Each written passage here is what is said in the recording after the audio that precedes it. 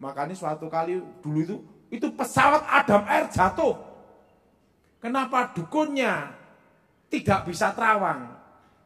Karena mungkin pergantian jaga. Ingat, setan tidak pernah memberi manusia gratis. Ada harga yang harus dibayar. Itu nanti habis itu mereka tangkap semua.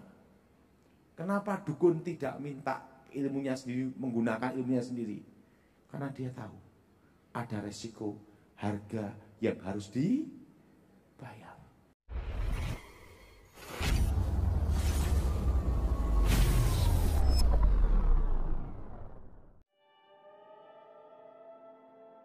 Shalom sahabat khotbah populer. Yesus yang populer harus dikhotbahkan. Tahukah sahabat bahwa iblis dapat merekayasa kehidupan manusia? Ada 4 tanda bahwa iblis sedang merekayasa hidupmu. Seperti apa? Mari kita belajar lebih dalam. Tentunya bersama hambanya Evangelis Daud Tony. Semoga memberkati. Mari kita buka Alkitab kita dalam kitab Yesaya. Kitab Yesaya pasal 44 ayat 24 sampai dengan ke-26. Saudara yang ganjil, saya genap. Beginilah firman Tuhan penebusmu, yang membentuk engkau sejak dari kandungan. Akulah Tuhan yang menjadikan segala sesuatu, yang seorang diri membentangkan langit, dia menghamparkan bumi. Siapakah yang mendampingi aku?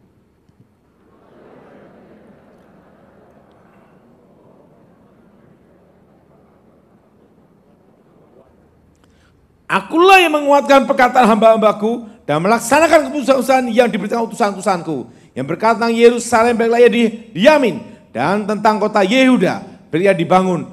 Aku mau mendirikan kembali reruntuhannya. Dikatakan bahwa peramal-peramal pembohong. Apa saudara? Dan dikatakan tenungan-tenungan. Nah saudara, sering kita ini mendengar santet atau ditenung. Arti santet itu sama tenung itu ada perbedaan. Santet adalah untuk membunuh jarak jauh. Dan santet itu juga berupa namanya kutuk serapah.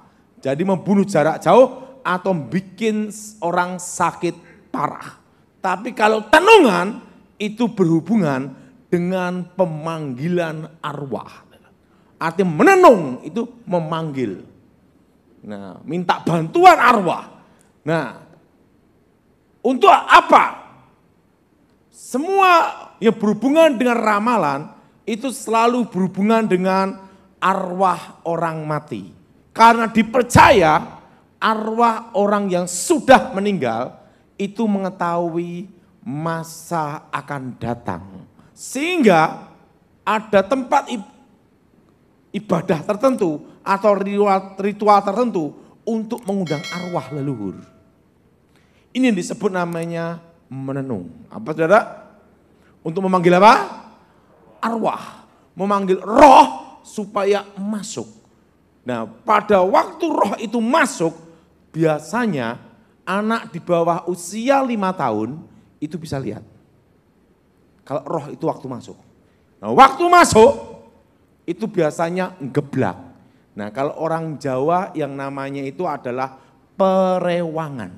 Setelah geblak, bangun, langsung suara berubah jadi roh orang yang sudah mati itu.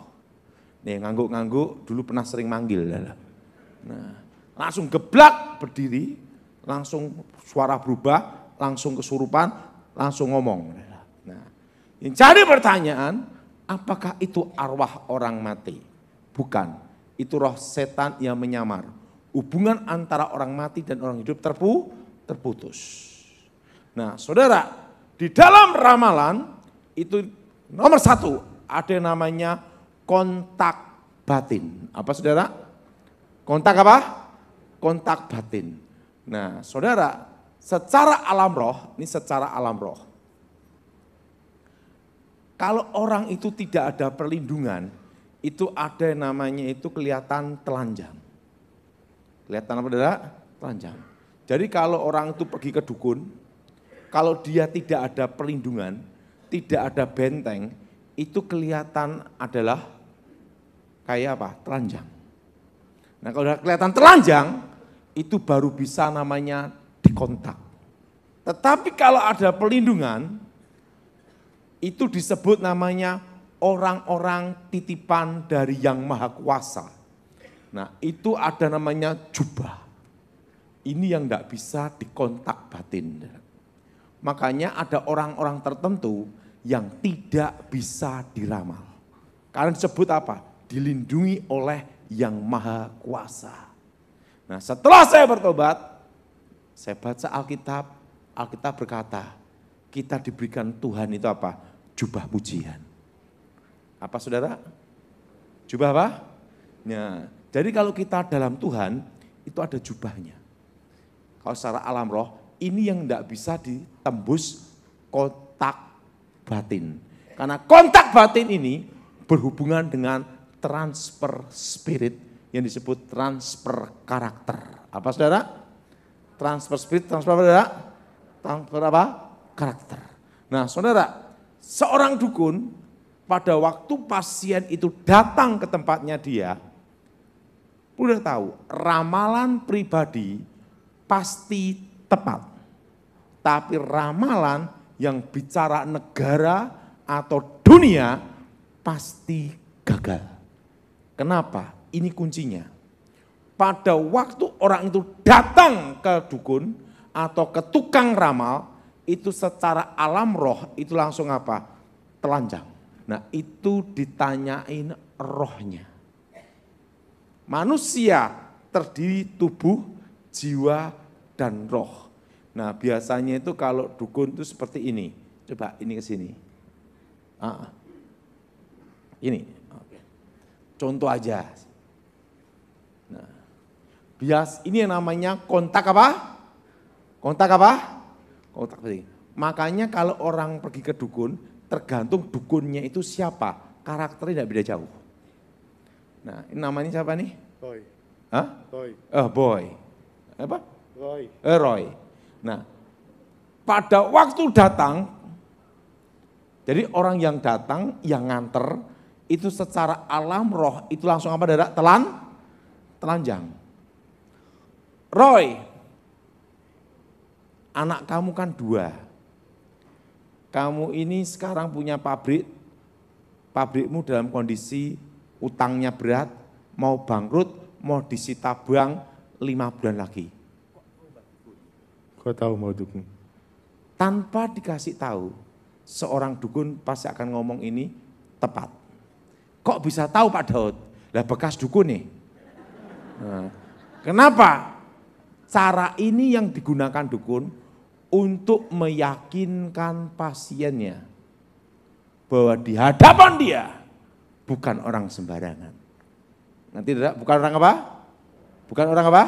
Sembarangan. Nah, gimana caranya? Manusia, tubuh, jiwa, dan roh. Pada waktu dia datang ke tempat saya, secara alam roh langsung telanjang. Roh saya ini langsung kontak ke rohnya dia. Langsung saya tanyai, kamu kesini ngapain? Aku posisi mau bangkrut, 5 bulan lagi mau disita. Anakmu berapa? 2. Semua tentang kehidupannya dia, rohnya ini akan cerita ke saya. Nah, langsung saya nyampaikan ke sini. Nah, pada waktu dia datang, disinilah yang namanya transfer spirit. Misalnya, dukunnya itu homo, maka pasiennya akan kena transfer homo. Kalau dukunnya itu tukang kawin, secara alam roh, itu nanti pasiennya juga tukang kawin. Yang kendalanya, kalau dukunnya malas, pasiennya yo malas kabeh. Karena apa? Itu masuk dan transfer ini selalu transfer karakter yang jelek. Makanya kalau orang pergi ke dukun, terjadi kontak batin di sini, itu ada namanya transfer spirit. Makanya transfer spirit itu hati-hati sekali. Saudara. Siapapun yang mendoakan saudara, saudara harus doa namanya benteng Tuhan. Darah Yesus sucikan tubuh jiwa rohku, darah Yesus bentengi. Waktu kita ditumpang tangan atau di gini, kita kan tidak tahu kehidupan orang yang mendoakan. Betul? Betul? Nah itu bisa masuk pula transfer spirit. Nah untuk menghindari itu harus berdoa, ini saya semua, darah Yesus sucikan tubuh jiwa rohku. Darah Yesus bentengi. Kalau dukunnya suka judi, maka pasiennya suka judi. Pak kalau dukunnya G gimana? Ya jadi G. Dah. Masuk. Dah. Jelas? Waktu apa tadi kontak batin. Seorang dukun pasti gunakan ini untuk hal ini pertemuan pertama kali seorang pasien dengan dukun. Nah biasanya itu adalah mengikat. Apa saudara? Apa saudara? Mengikat. Nah transfer seperti inilah itu yang harus dipatahkan, diputuskan demi nama Tuhan Yesus. Karena itu roh itu masuk. Yang kedua, ilmu terawang. Apa saudara? Nah, kalau zaman dulu namanya itu ilmu sorot. Orang yang tidak percaya Tuhan, kalau kehilangan mobil, minta tolong ke dukun untuk diterawang siapa yang ngambil mobilnya. Tapi dukunnya kehilangan mobil, lapor polisi. Nah, kenapa? Ada harga yang harus dibayar. Alkitab berkata bahwa setan itu adalah pendakwa, penuduh. Apa saudara? Pendakwa apa? Pendakwa penuduh. Seorang pendakwa, seorang penuduh itu pasti punya namanya barang bukti. Betul? Nah, kalau dalam pengadilan 1 alat bukti dan 2 saksi. Betul? Betul? 1 alat bukti dan apa saudara? 2 apa? 2 saksi. Nah, Alkitab berkata bahwa iblis, setan adalah pendakwa penuduh. Seorang pendakwa, seorang penuduh pasti punya alat bukti. Betul? Nah, perlu dah tahu bahwa di dunia roh, di alam gaib, itu ada namanya rekaman-rekaman apa yang diperbuat manusia. Biasanya sebelum saya bertobat, ada yang pakai air. Kayak kembang setaman gitu, dibacain mantra, weng-weng, juk, vitamin komplit. Setelah dibacain mantra, itu nanti di air itu akan kelihatan, misalnya dari pencurian atau perampokan, itu kelihatan. Oh ini yang rampok, ini jam sekian ada di sini, barang ada di sana. Nah dulu sebelum saya bertobat, yang sering tanya itu kalau ada kasus pencurian itu polisi. Itu zaman dulu. Pak yang nyuri siapa, posisi di mana, gitu lah. Langsung, oh jam sekian, jam sekian, jam sekian. Kenapa harus jam sekian, jam sekian? Udah tahu. Setan itu kerja 24 jam tetapi dibagi 3 shift. Karena ada jam istirahat. Makanya kalau ada istilah penunggu. Atau oh itu di situ ada penunggunya. Oh di situ ada tempat untuk penunggu. Tempat penunggu itu artinya tempat pergantian jaga. Makanya suatu kali dulu itu pesawat Adam Air jatuh. Kenapa dukunnya tidak bisa terawang? Karena mungkin pergantian jaga. Yang disebut penunggu itu adalah tempat pergantian apa? Jaga. Oh di pinggir jalan sana sering ada kecelakaan, ada penunggunya di situ. Nah itu tempat transit atau tempat apa? Pergantian apa? Jaga. Nah misalnya terjadi pencurian di Jalan Jenderal Sudirman, harus tahu jamnya, tanggalnya, wetonnya. baca mantra, roh yang jaga di situ jam sekian dipanggil. Untuk memberi apa? Rekamannya. Apa saudara? Apa saudara? Oh ini pencurinya ini, yang rampok ini di sini. Ini posisi lari di sana, di daerah sini. Tangkap jam sekian, ketangkap pasti. Nah ada yang pakai air, ada yang pakai telur. Telur pun harus telur ayam kampung. Tidak boleh ayam Horn Kentucky Fried Chicken. Kenapa? Setannya takut kolesterol. Nah, telur pun harus telur apa? Ayam apa? Kampung atau telur angsa atau telur bebek. Telurnya begini kan, dibacain mantra. Roh yang jaga di sana dipanggil untuk memberi rekamannya itu. Nah, kalau di alam nyata itu ada namanya itu CCTV, handycam, saya itu video shooting kan gitu dah. Nah, kalau di alam roh itu ada rekaman-rekaman apa yang diperbuat manusia. Jelas? Nah, dipanggil. Di telurnya ini langsung kelihatan jalannya pencurian. Nah, ada yang juga kalau guru saya tuh gini, bukannya sakit kepala, dia gini, langsung kelihatan jalannya rekaman. Wah ini di pabrik ini terjadi pencurian jam sekian nama ini, tangkap pasti. Ini yang disebut namanya ilmu terawang. Ada yang pakai kembang kantil, nah langsung lihat. Udah tahu, orang yang minta jasa ini akan ada kutukan namanya bangkrut seumur hidup. Maka dulu sebelum saya bertobat, kalau ada polisi pernah tanya ke masalah itu, setelah pensiun bangkrut habis. Tapi kalau polisinya tidak pernah pakai jasa itu, waktu dia pensiun ya aman aja. Tapi kalau yang sering minta jasa itu ada namanya roh bangkrut. Dia akan kena sial terus dalam hidupnya. Ingat, setan tidak pernah memberi manusia gratis. Ada harga yang harus dibayar. Itu nanti habis itu mereka ketangkap semua. Kenapa dukun tidak minta ilmunya sendiri, menggunakan ilmunya sendiri? Karena dia tahu ada resiko harga yang harus dibayar. Pak, kenapa ramalan yang pribadi pasti tepat?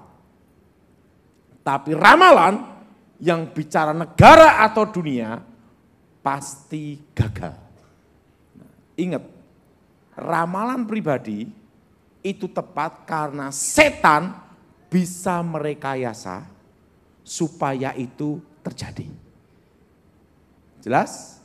Merekayasa, misalnya namamu ini, nanti 5 tahun lagi kamu akan punya toko emas. Nah 10 tahun lagi nanti kamu akan ngalamin ini. Dia percaya atau tidak, waktu dia datang ke dukun, roh ini secara otomatis pasien ini menyerahkan nasib dan hidupnya di tangan setan itu. Sehingga setan punya hak untuk melakukannya. Nah tapi ingat, ada kutukannya. Setelah ramalan itu terjadi, kehancuran. Kutuk bangkrut, perceraian, perzinahan, sakit penyakit, macam-macam saudara. Ada harga dibayar. Tapi ramalan yang bicara negara atau dunia, atau provinsi, atau kampung, itu pasti gagal. Kenapa gagal? Karena tidak semua orang yang di kampung itu, negara itu, atau dunia menyerahkan ke setan. Ingat, bumi dan isinya ini masih di bawah kendali Tuhan. Amin. Masih apa saudara? Contohnya apa? Ramalan tentang apa saudara? Tahun 2000 jam 00. Nanti akan terjadi kekacauan seluruh dunia. Terjadi enggak saudara? Tidak. Ramalan suku Maya. Ramalan apa saudara? Kiamat akan terjadi di 2012. Terjadi enggak? Tidak. Kenapa saudara? Bumi dan isinya ini masih di dalam kendali Tuhan. Nah sekarang ini kalau pilpres yang rame itu ramalan Noto Negoro. Sekarang banyak ngotak-ngatik Prabowo atau Ganjar, kan itu saudara. Nah, tapi yang jelas negara kita ini Indonesia yang menentukan presiden adalah Tuhan. Setan tidak tahu masa akan datang. Ingat itu. Tetapi bisa merekayasa supaya itu terjadi. Supaya orang tersebut terkena kutuk. Dan yang berhubungan dengan ramalan selalu ada namanya kutuk alam kubur. Apa saudara?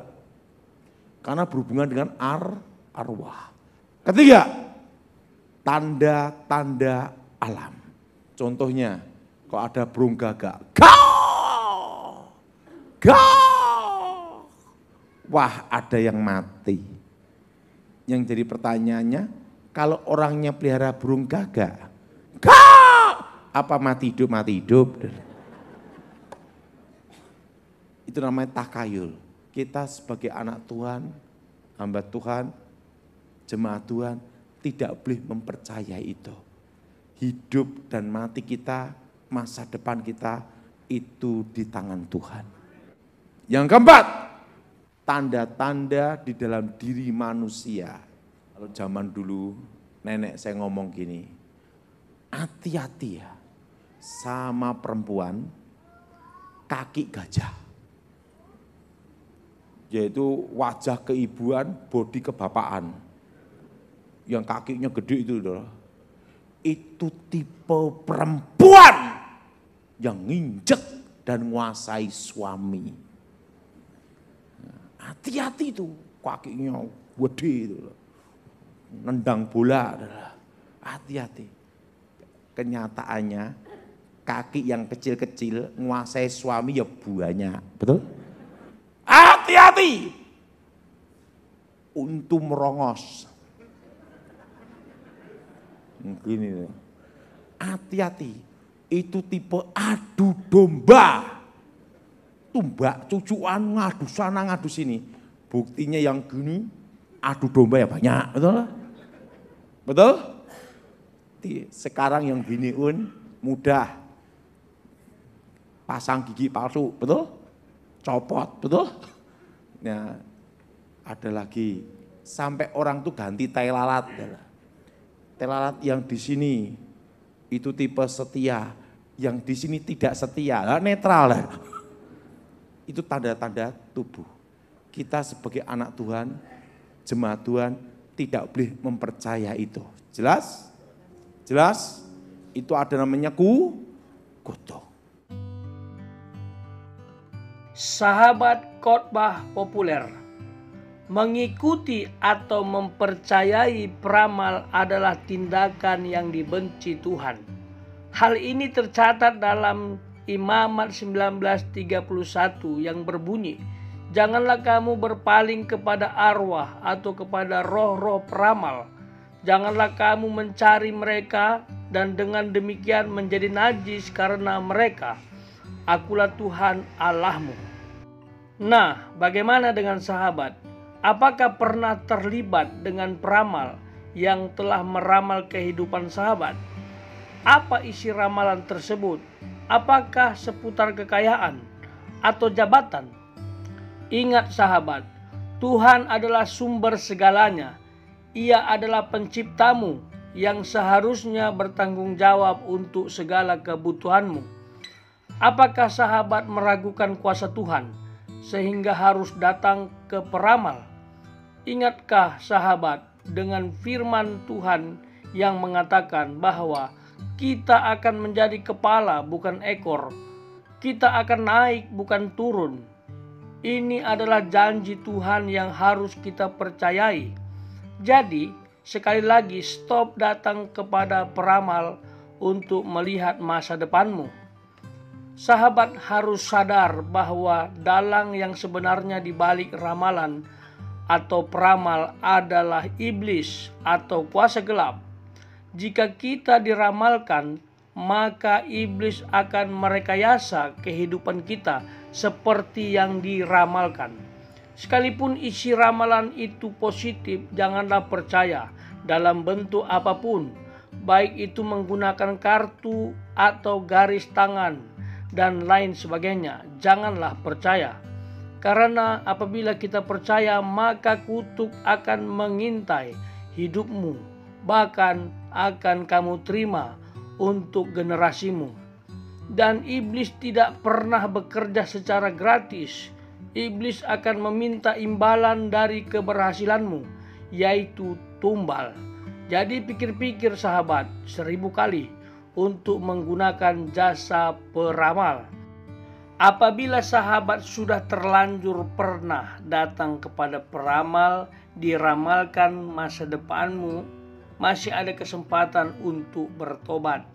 Bertobat, akui kesalahan, minta ampun kepada Tuhan, dan berjanji tidak mengulanginya lagi, karena ini dilarang Tuhan.